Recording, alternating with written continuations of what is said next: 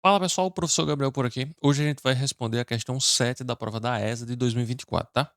Lembrando, parte de matemática, 7 das 14 questões de matemática, tem uma playlist aí, é só dar uma olhada. Mas bora lá. Essa questão aqui, se você estiver fazendo uma prova e aparecer uma questão dessa, ó, eu digo logo, deixa ela por último. Porque essa questão é um pouco mais complicada, tá?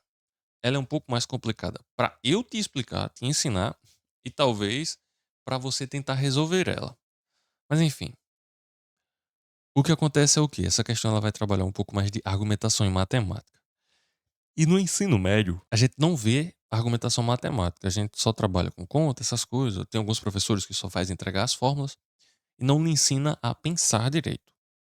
Então, eu poderia brincar aqui e dizer, ó, isso aqui, blá, blá, blá, mas vou tentar fazer, a grosso modo, lógico, a argumentação para te mostrar e você compreender como é que funcionou nessa questão, tá? Então, se você quer aprender de fato a como responder uma questão dessa mais tranquilo, você deveria estudar argumentação matemática, ou seja, noções de lógica, proposição, os conectivos, sim então, a tabela verdade. E também, lógico, as demonstrações, em especial a redução a absurdo, a indução também é bom, porque vão ajudar, esses conteúdos vão te ajudar a ter uma mente um pouco mais reflexiva perante a parte da matemática, a não pensar ela como algo muito mecânico, mas que é reflexivo, que você precisa pensar para poder resolver, tá? Mas enfim, bora para a questão para você ver como é que funciona. Ó, a questão ela é sobre o estudo de geometria espacial de posição. Ela vai nos dar 5 itens. Desses 5 itens, a gente precisa dizer quais são os que são verdadeiros. Então, no caso, a gente precisa ou mostrar um caso que diga que a afirmação ela é falsa, ou então a gente precisa demonstrar que ela é verdadeira.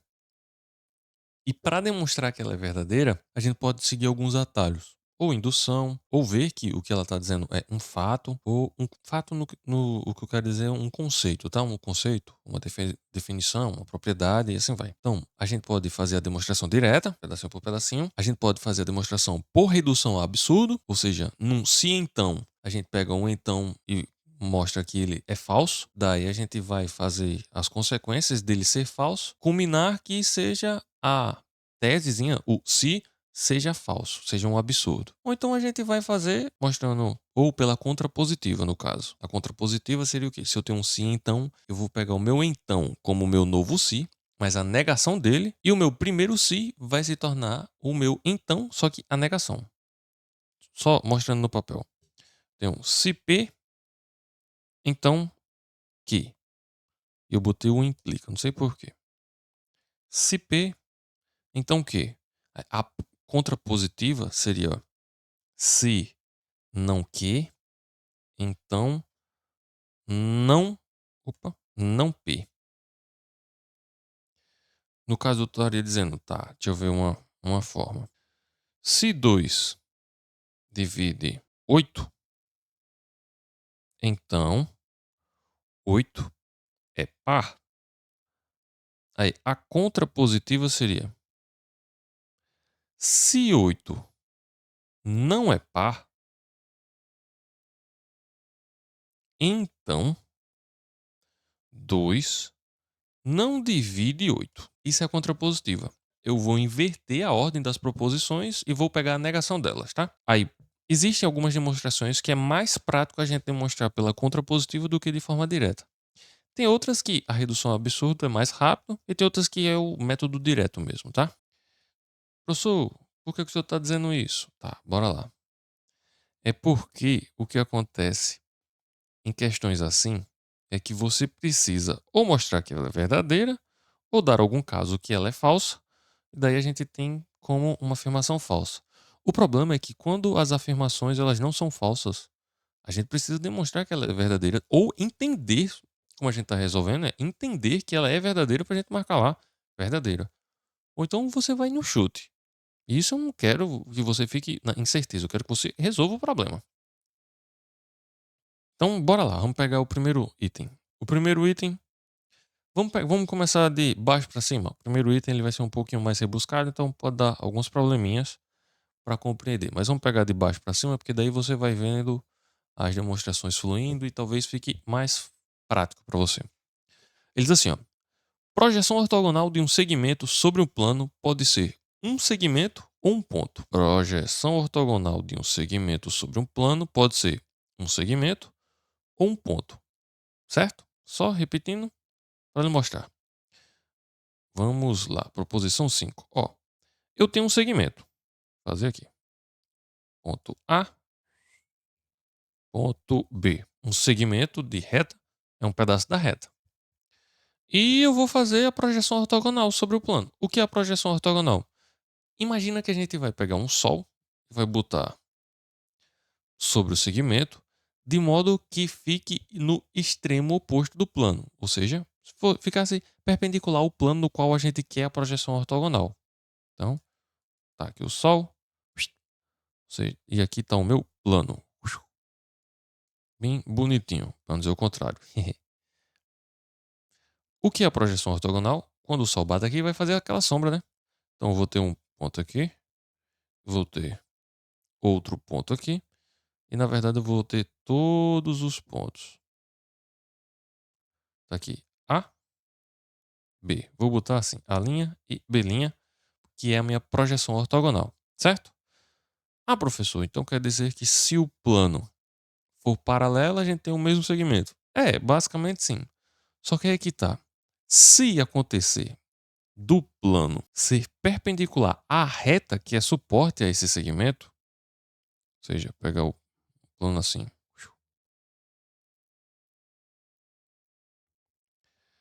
onde a retinha que é suporte a o segmento é perpendicular, quando a gente colocasse o sol para fazer a sombra, ia ficar um único ponto só.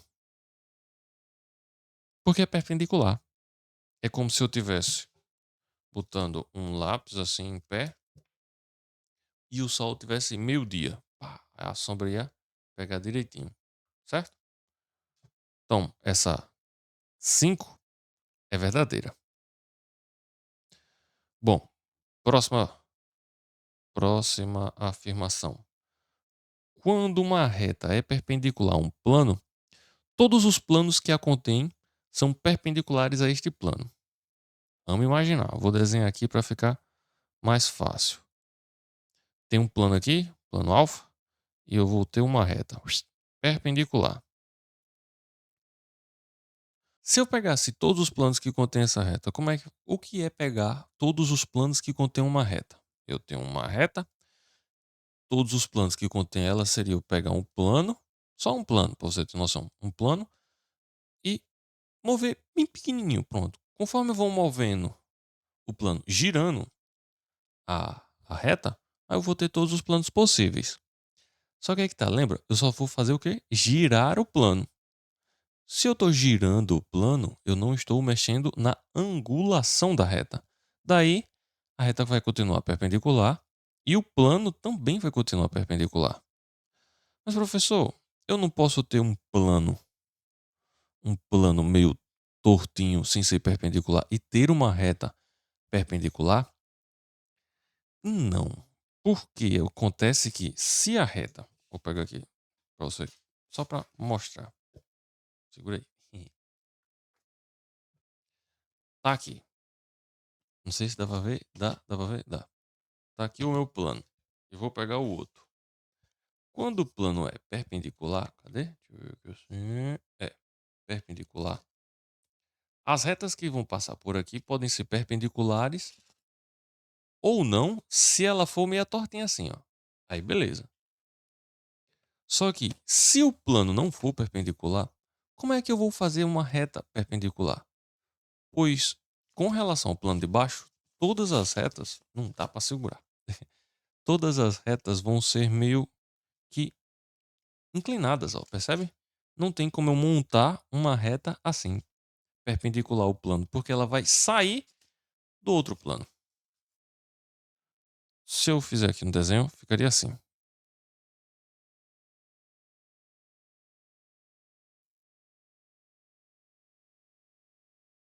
Percebe?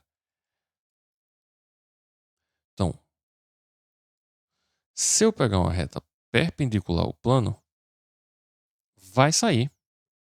Ela não vai poder inclinar aqui.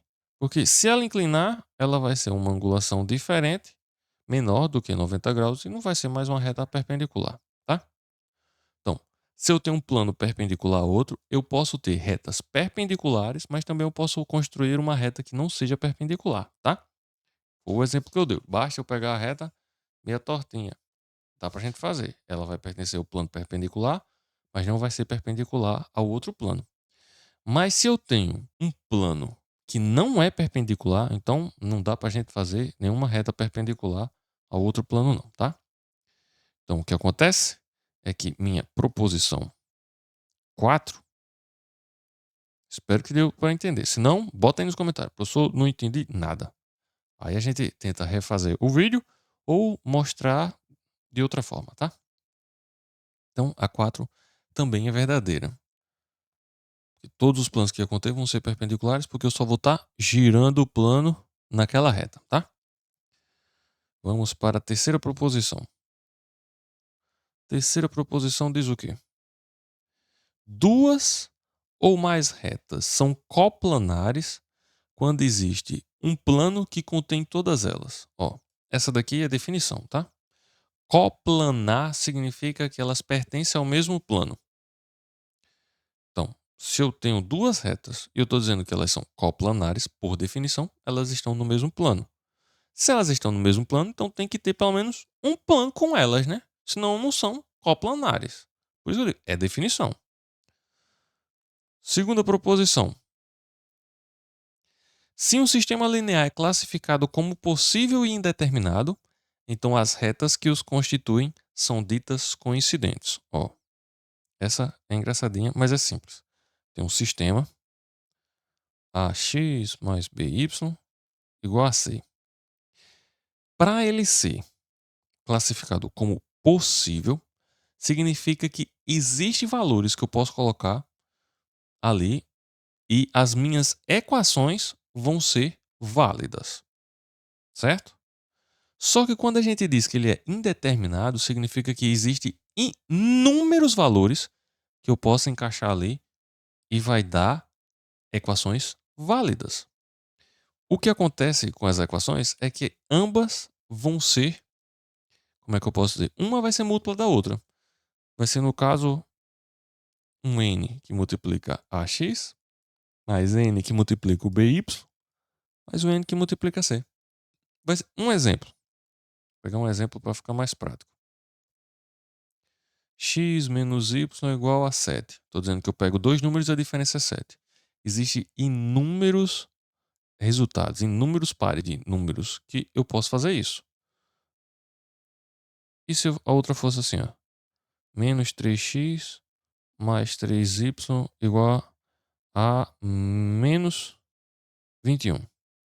Então, eu estou dizendo que eu pego um número x, multiplico por menos 3, depois eu pego um número y, multiplico com 3, somo os dois, vai dar menos 21. É a mesma coisa da outra. A diferença é que está multiplicado por menos 3. Percebe? A mesma reta. Então, elas são o quê?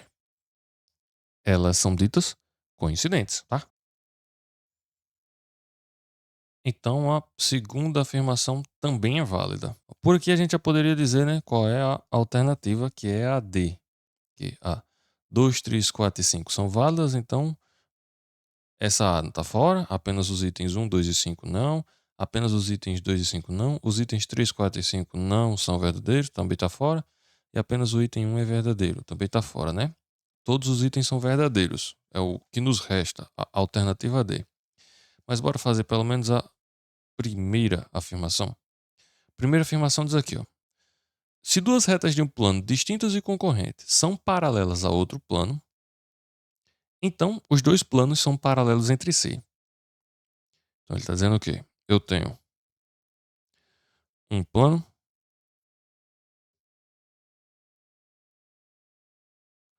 vou ter duas retas lá, reta R, reta S. vou ter um outro plano, onde esse plano é paralelo a essas duas retas. Vou chamar aqui plano beta, plano alfa. Então, os dois planos são paralelos, certo? Bom, o que acontece? Ó, preste atenção. Se essas duas retas elas são paralelas ao plano beta, tá assim, R e S paralelas a beta. Então significa o quê? Isso aqui significa que para todo ponto que está em R ou S, ele não está em beta, não está nesse plano, certo?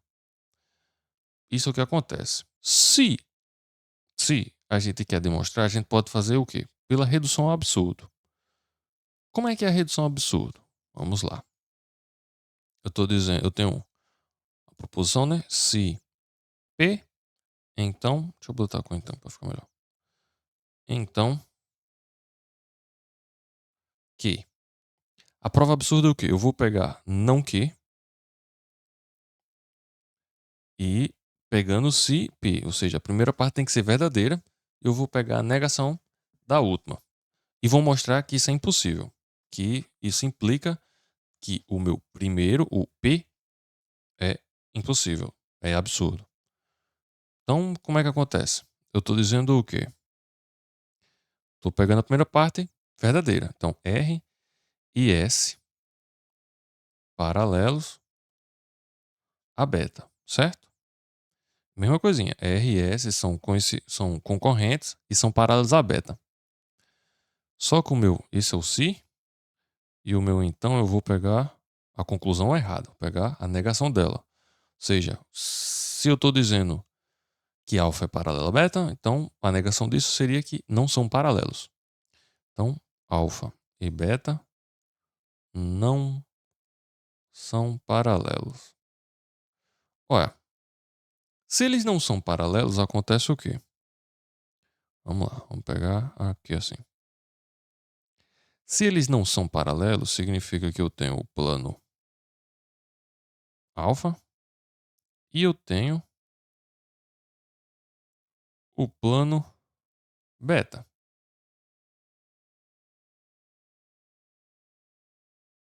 Um cruzando o outro. Como eles estão se entrelaçando, acontece que eles vão ter inúmeros pontos, que na verdade vai ser uma reta que eu vou chamar a reta T.